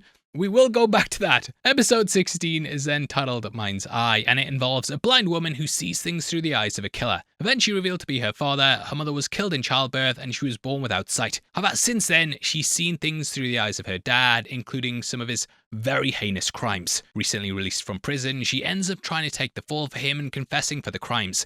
Named Maudie, she's played by Lily Taylor, who I'm sure you recognise, and she's had quite a big career in horror, with her being in The Haunting remake and also The Conjuring. Whereas I know she was a sweet innocent woman, here she's a bit of a dick that never hits the thumbs up. Now they did this because they wanted to move away from the weak woman that blind female characters are often portrayed as. She's really abrasive with the police, can clearly handle herself, and shuts down any doubts that she did it, in quite a dickish way. Eventually though, Mulder starts to win her round and she decides to work with them to catch the killer. Now I think this is one of those episodes that could easily fit into your typical sort of by the numbers catching a killer thing, but where it's elevated is in both their performances. Both Taylor and Duchovny have such good chemistry and heighten what could be a very mediocre entry. What are you staring at? An innocent woman, I hope. Taylor was apparently a classmate of Anderson at drama school, and she actually received an Emmy nomination for her work in this episode. The episode itself is based around the idea that blind people have heightened senses as they rely on them more and more, and how this could be tied into having a sixth sense. Known as synesthesia, this is something in which an individual experiences something that happens to another person. Synesthesia, I think it is. Penned by Tim Minear, he learned about remote viewing, in which one is able to gain a sense of something without being able to see it. This led off into ESP, which he discovered the CIA had actually spent millions on researching. This was called Project Stargate, and it was done to determine whether that actually existed or not. It's also clearly inspired by the film Eyes of Laura Mars, which focuses on a woman who has visions through the eyes of a killer. It's quite a cool concept to explore as well, and we see Marty really struggles with the idea of prison. We later learn that Marty has very much been in prison for decades, as she's been seeing things through the eyes of her father. She ends up contacting him several times to try and ward him off killing, but eventually this draws attention to her. Come the climax, he attempts to kill her, but we see as she uses his sight to line up the shot. Leads to a great image where he faces down against her at gunpoint, and she pulls the trigger in what's a really triumphant moment. Marty's then locked up, but Mulder says he'll put in a good word, and honestly, she seems finally at peace. She now says that all she sees is the beach and is no longer haunted by her evil father. Episode 17 then brings Scully back properly into the fold, and though she'd been in the prior entry, it's clear they were writing around Anderson not being there. This entry allows her to really get time to grieve the loss of Emily and also deal with her own faith. We begin with a disabled girl named Dora who's brought before a priest. She's blessed and then given a baptism, but something strange happens on that night. The girl gets up and walks into the street, which is where we see someone waiting. There's a flash of lightning and her dad finds the girl dead, having seemingly been struck by thunder. And after the title sequence, we kind of get the aftermath of the investigation, with Scully going to a confession. She talks about what's led her to this point and how things mirror the daughter that she couldn't save. After attending church, she was asked by her father to figure out what happened, and this was due to her reputation of being spooky Scully. And I know it was Mulder, but she's got that one too. It's through this, though, that we learn Dora had an identical sister named Paula and that a priest was trying to adopt her. She died too, and we discover that Dora and Paula are actually quadruplets. The priest is then brought in for questioning, but he says he was trying to protect her. After looking for the other sisters, the father then claims that the devil was trying to claim the girls' souls, and Scully seems to encounter him at one point. Posing as a social worker named Starkey, Scully actually ends up working with him throughout the episode. Mulder is also in it as well, but he's more there to be more of a skeptic. You'll notice this throughout the episodes where Scully is often the believer, and it's in these that Mulder tends to take on the role of someone who questions things. Scully even encounters an angel at one point as well, who appears to be a four-headed seraph. Is this what you saw? It's a seraphim. An angel. The father's burned up, and Scully ends up seeing horns on Starkey's shadow, which gives the game away. We then learn that there's a battle between good and evil, and that the angel is trying to take the girls to heaven. Eventually, the angel gets the others too, with Scully having a vision of Emily in place of the final girl. So it is kind of bittersweet, but I don't know, it didn't seem like the girls were being saved. Like, their eyes are completely burned out and they're dead. Things are then spun, and in the end, this was about letting go in order to save the girls, and in accepting this, Scully can let go of Emily. Personally though, I think it's a pretty bad episode, and just one of those ones, I don't know where. Like, I get it's for Emily, but I don't know how much the metaphor works. I feel like this entry might have been a mess behind the scenes as well, as the creative team didn't really feel like the script was working. So they had the confession scene shot and added it in post so that more of what they were trying to say would come through. It's really similar to the episode Revelations as well, and in that, Scully protects a kid from a religious killer. But there, I think it works much better. The production team did really try and make things a bit more like a battle between good and evil though, and even place several upside down crucifixes throughout the entry. But it just doesn't feel that impactful, and the characters are more kind of just caught in the crossfire without even understanding what they're involved in. Even the fact Mulder comes and goes, it just feels like filler they made when making the movie. But some good did come from it, and in the end, we got the band Technology vs. Horse making a song titled that episode of The X-Files where Mulder and Scully find the little girls with their eyes burnt out because of angels. So well done there, the legacy will live on. Now episode 18 is called the Pine Bluff Variant, which is a pretty low-key episode that actually might be one of my favourites in the season. Playing off the Pine Bluff Arsenal, this was actually a real-life chemical and biological weapons site. The episode also deals with the US fears post-Oklahoma City bombing, and it imagines attack on native soil carried out by the natives. Native soil, I'd have in my script carried out on foreign soil, because America is foreign to me.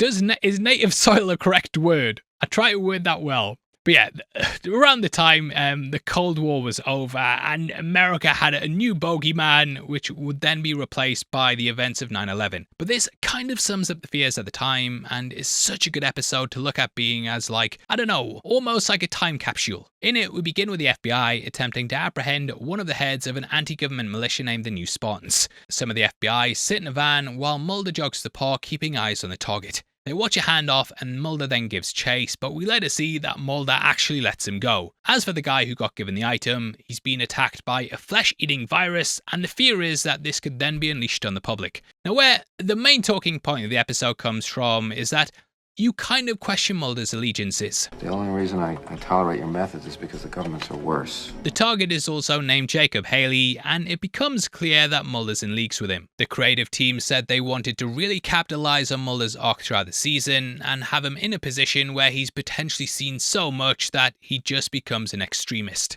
They said the spy who came in from the coal was used as the basis and wanted it to seem like Mulder had switched sides. And I have to admit, even though I know he hadn't, this still worked really well. This duplicity is also amongst the group as well, and we have its leader, August Bremer, bumping heads with Haley. Mulder also gets tortured as part of an initiation to join the group, which is a pretty tense scene. I risked everything! If I was lying, there'd be federal agents descending on this place like the wrath of God right now. If you touch me again, you better kill me. They're basically trying to break him and find out if he really left the feds. He says, nah, mate, I'm not the mole, but there is a mole in the gang, and it's not me, mate. It's probably you son of a bitch. It's a gripping scene, and things get worse when Mulder becomes a member. They end up attacking a cinema with the agent, and it kills everyone inside. We see this theater at several points, and sort of like a time capsule back to the 90s. You've got Titanic and Die Hard with a Vengeance posters outside, with the former also playing at the cinema. Both are owned by Fox as well, who of course are also behind the X-Files. So I liked it. I like Easter eggs. Cheap Easter eggs are stuff I like. But Scully and the gang kind of wrestle with Mulder still being a part of things, and eventually she goes to talk with him. He's under the name Mr. Kaplan, which is a nod to North by Northwest. In the movie, George Kaplan is a name the CIA used for their imagined secret agent, which the main character gets accused of being. Mulder flat out denies being turned by the group though and tells her he's undercover. They wonder how the virus is spread though, as it isn't airborne, and throughout we learn that it's spread by touch. Little do they know as well, but the conversation is being recorded, and it's at this point that Mulder's brought in to do a bank robbery. Fittingly, he gets given a Dracula mask, and apparently they wanted to do a Wolfman originally, but Duchovny was like, oh mate, Dracula's my favourite monster movie of all time. So they gave him that one. From the off, he's also clearly not in leagues with the rest of the gang. He even refuses to finish off and kill a hostage, which to me would have been like a massive red flag. However, the gang still goes ahead with the job, but the trick comes in with what they leave behind. Rather than stealing the money, they're actually contaminating it in the hopes that this will spread the virus throughout the country. Outside, the leader Bremer accuses Mulder of being a mole, and though Haley sticks up for him, it's pretty undeniable when he plays a tape of his chat with Scully. And even then, Mulder's like, Bremer's the mole, mate. It ain't me, it's bloody Bremer. But it's pretty cut and dry, and Haley defending him it's not a good look. So both are taken away to be shot by Bremer and another one of the gang. Holding them at gunpoint, he then tells Haley he never wants to see him again and to get the heckins out of there. Daniel von Bargen's reaction's hilarious here as well, and you can tell he's thinking about how he just shit his pants. Reminded me of watching Chinga. Von Bargen's also one of those actors who's been in loads and loads of stuff, but if you're like me, which you are if you are me, then you probably recognise him from Malcolm in the Middle. So he's off, but Mulder seems pretty screwed. There's then a gunshot and the henchman slumps forward, revealing that yes, all along, Bremer was in fact the mole. It's such a great twist, and he tells him about a car that he can then use to escape. As for Haley, his car then careens off the road, and we realise he's been killed by the virus. Now, throughout the episode, there's been a government head named Lemus, who's pretty much your typical government guy who's in like all of these stories. Initially, he seems like he's just there to protect people, but there's something ain't right there. For now though, the plot's been exposed and the bank's been sealed, and none of the contaminated cash will be spread. However, the agents figure out that Lemus and the government were actually carrying out a biological weapons test and deliberately put things in place so they could see how the virus worked. Bremer was actually a deep cover agent who was secretly working for the feds. He was spying on Mulder for them to see if he was actually loyal to the government or if he'd been turned by Haley and the group. So in learning that Mulder was loyal, it actually saved his life, as Bremer realizes he's still working for the good guys. But are the good guys if they're willing to kill innocents? Well, that's what we're kind of left wondering, and it tops off what's an absolutely excellent episode. I think it shows the heights the X-Files can go and how not everything needs to be aliens and monsters. This is just a good, grounded conspiracy epic that constantly had me guessing throughout. Even the twist with Bremer was something that surprised me, even though they constantly said he was the mole over and over and over. He was the Mulder. Watching it again though, you do notice little things about his actions, and yeah, this is one of my favourites from the season. The penultimate episode is Folie à Deux. Obviously, if you see the title, then you'll probably think about that terrible Joker movie, but it was actually because of that I learned about the meaning of the phrase. And I also learned about how much of a great singer Joaquin Phoenix is. For once in my life, I've got someone who needs me. Anyway, a folie à deux refers to, well, I'll let them explain it. Folie à deux. A manager by two. This is a psychotic disorder that occurs between two or more people in which they have the same twisted view of reality. It's often used to explain mass hysteria and widespread paranoia, with that being the basis of the episode. We begin with a guy who works at a call centre, which took me back to how much I hated working at one myself. Dial and smile, Gary. See, if you're not smiling, they can hear it. Yeah, we get it. This is Gary Lambert, who believes that his boss is a giant insect that psychically hypnotizes people and turns them into zombies. Which, yeah, working at a call centre turned me into a zombie as well. There are some mantids, though, that are actually thought to hypnotize their prey, and this is what makes them drop their guard. The idea of an insect appearing human was also used in the movie Mimic, but yeah, the boss just seems like a normal dude. Anyway, the company has an anonymous crazed worker who's been threatening to carry out an attack if the radio doesn't play his manifesto. So Mulder and Scully are sent in to investigate, mainly because the person's manifesto mentioned a monster. Monsters. I'm your boy. Mulder initially starts off like, oh, what a waste of time, because yeah, the guy don't believe in that shit anymore, mate. So he orders Scully to stay behind, probably so she can go and film the movie. Mulder then interviews the boss Pincus, but he notices a phrase about how the creature hides in the light. Asking Scully to look at some of the other reports that mentioned the phrase as well, we learn there were several throughout the years, including one that said something similar in August 9th, 1992. August 9th is actually Gillian Anderson's birthday, and if you're asking me, which I know you're not, mine's on the 8th of August. You might also notice that Mulder has a bandage on his hand at point, and this is because he damaged his fingers during the Pine Bluff variant. So this is a nice bit of attention to detail. Anyway, the boss is having meetings with his staff all day, and Lambert sees his co-worker's Nancy's being turned into a zombie. So the guy goes home, gets his gun, and holds all the workers there hostage. Mulder's caught in the middle and basically has to try and negotiate with Lambert. But the FBI launch a raid, and we get the slickest slide down a ladder I've ever seen. Look at this guy go, mate, fucking head first down that. They then cut the power, and with the lights out, Lambert tells Mulder to look at Pincus in the dark. And would you believe it? Pincus is indeed a monster insect thing. The SWAT team then bust in and kill Lambert, but Mulder is completely stunned by what he's just seen. Now this is kind of where the folie à deux comes in, and Mulder traces Pincus through all the locations where there are reports of something hiding in the light. Scully also does an autopsy on one of the zombies that Lambert killed in negotiations, and she finds his body's rotting faster than normal. But she obviously doesn't think Lambert was right. Yeah, but did he see it because he was disturbed?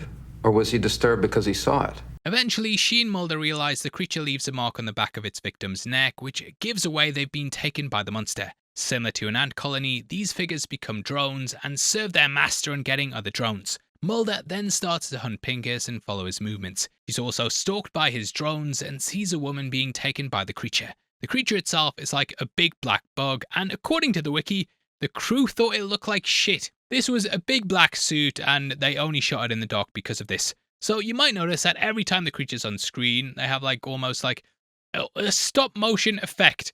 It also speeds up quickly, slows down, freezes, and just has an unnatural movement. Have to say, I love this effect though, and it just adds to the creepiness of the creature. And yeah, I had no complaints about this monster while watching it. Mulder is then brought in before Skinner.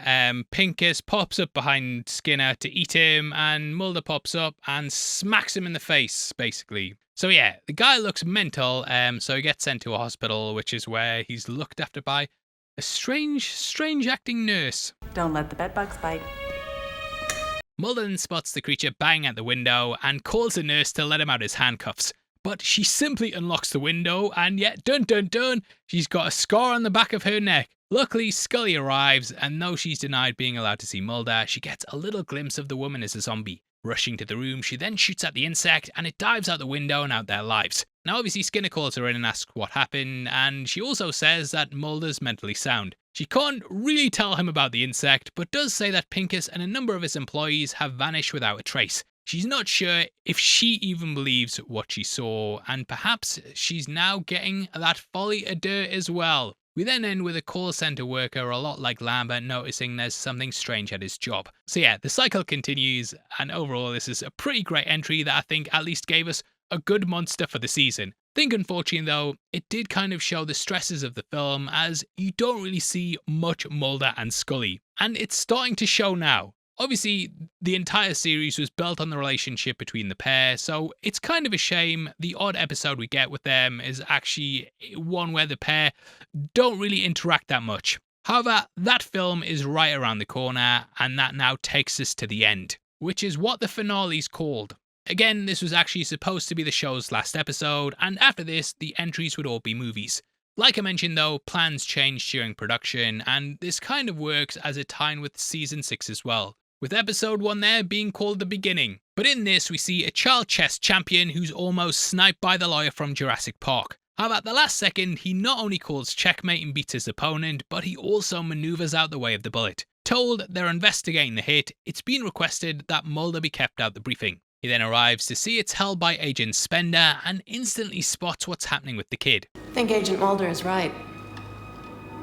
Looks like the boy sensed the shooter precognitively. And yes, Mimi Rogers is here too. Oh yeah! Shagadelic, baby! Oh yeah! Playing the part of Diana Fowley, she's one of Mulder's old flames from the Academy. She, Mulder and Scully then get put on the case, and it kind of becomes about protecting the boy. Named Gibson Praise, we learn throughout the entry exactly why he's got a target on his back. Initially the boy seems psychic, and he's able to sense what people are thinking. Enjoys chess because there's just one thought and people don't tend to talk during it. Says normally people talk and think something completely different, so this allows him to get peace of mind. However, he goes far beyond being just someone who can read minds. Praise is suspected of being a human-alien hybrid, and this pulls the smoking man back into the fray. Mulder thinks Gibson is somehow connected to the alien astronaut theory as well, that goes all the way back to the pyramids. He's someone who would change the world and completely alter how we view history. Now, right from the off, we've got a lot of deep cut references, which we see when Skinner visits Mulder's office and we get a pan across the various cases. This includes one of Dwayne Barry and also Eugene Toombs. Now, on the flip side of this, Krycek visits the smoking man in Canada and pulls him back into the syndicate. All the old faces return for the scene, and it's kind of like a reunion of some of the baddies from the seasons. They want Smoking Man to deal with Gibson, and Mulder goes to question the shooter who's now been brought in. Mulder offers him immunity, but the figure turns it down and then receives an ominous cigarette box, which is the Smoking Man's brand. But whether Gibson is able to do what people think takes up a big chunk of the episode. They have a scene that's basically the one from the Jedi Temple in Phantom Menace, where they hold hidden cards and get him to say what they are. The Smoking Man also meets with Spender in a parking lot, which feels very like All the President's Men. This is similar to how Deep Throat and X used to meet him too, and I like how they mirror the interactions. With Mulder, they were telling him to strive for the truth, whereas Smoking Man is like, don't become part of someone else's cause or crusade. Pursue your own self-interest. This is a nice little meta scene as well, as Spender of course played a younger version of the Smoking Man. There's also a connection that goes way beyond that, but I'll save that for a bit later in the episode. Mulder then spots them chatting and is a bit surprised to see Smoking Man's alive. Mulder then meets with the rest of the agents and Skinner, with the agents pitching that Praise is psychic. The shooter later explains he's the missing link and has unlocked dormant parts of the brain that most don't have access to. I'm sure you've heard that stuff where it's like humans only use like 10% of their brain, and though this has been debunked as it's only like 10% at one time, there is the idea about how humans have untapped potential. And I don't even think you guys use 10% if anything. Hey. But Gibson's brain activities could unlock not only the mysteries in ourselves, but also the mysteries in the world and the universe. This kid may be the key, not just to all human potential, but to all spiritual, unexplained, paranormal phenomena. The key to everything in the X-Files. Mulder wants immunity for the shooter in order to explore this further, but Diana says that if they do this and they're wrong, they'll draw ire of the Attorney General, as they've basically made a deal with an assassin. Doing this would close down the X-Files and mean that Mulder's life's work was for nothing. You'd risk the X-Files. Meeting back with the shooter, he then reveals the truth about the boy and how he's more than just psychic. At the prison, the guard then kills him and Gibson's kidnapped by the Smoking Man. He didn't come here to kill me. He's aiming at you. Alright mate, you could have helped a bit more than that. Luckily she survives, but the Smoking Man drops off Gibson to the well-manicured man in Krycek. Got a nice straight shot. No, he's useful. And you may need him in the future. The cigarette pack is also found in the shooter's cell. Thus, Mulder confronts Spender about working with the Smoking Man. Things have escalated with the Justice Department as well, and they're aiming to shut the X-Files down. Mulder and Scully then both get reassigned, but you've had that happen before, and it always works out. However, we then see as the Smoking Man steals Samantha's file from Mulder's office and then sets the place on fire. On the way out, he also tells Spender, I am your father. Yes, Smoking Man is Spender's dad as well, making him Mulder's half-brother. I'm your father.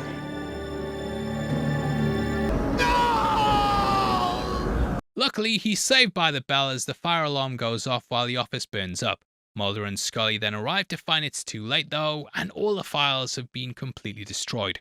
Whew, and what a way to close out the season. Yes, I know things will be back, but this does feel like almost, like a kind of definitive end to how things were. Next, we are going to the big leagues with much more explosions. Pow, pow, pow, pow, pow. Black bars along the top and bottom, and everything having like an extra layer of shadow to it. That's how we make a TV show into a movie. Now, though the film definitely hung over the creative decisions in the season, I think they made the best of what they had. Necessity often breeds creativity, and I do think they had some really great episodes this season. A lot of them were completely standalone, and I think if I was suggesting episodes to a newcomer, this season has an entire list of stuff I'd happily recommend. However, I did feel kinda sad that we didn't get the glue of Mulder and Scully running throughout, but I loved seeing them flesh out the side characters. We also had the seminal Bad Blood, and a nice trip down memory lane for me with Chinga. So yeah, though it's a bit of a weird season production wise, I still think this has been such a fun ride. Hopefully I see you over for the movie as well, and of course love to hear your thoughts on the episodes. Please drop a like on the video too, and leave a comment with all your thoughts below. If you want to follow us on Instagram and keep up to date with what we're doing, then make sure that you check us out at Heavy Spoilers. Members of the channel also get early access to videos like this every single week, and if you click the join button you get at least one breakdown a week before anyone else. All helps videos like this get made. It's just 99 cents a month, less than $12 a year. That's 25 cents a video a week. Perfect! It's an amazing, great saver. Huge thank you if you do that too. It makes all these videos possible, and yeah, thanks for all your support. Without the way though, thank you for watching this video. I'll be back for the movie, and I'll see you on that. Take care, peace.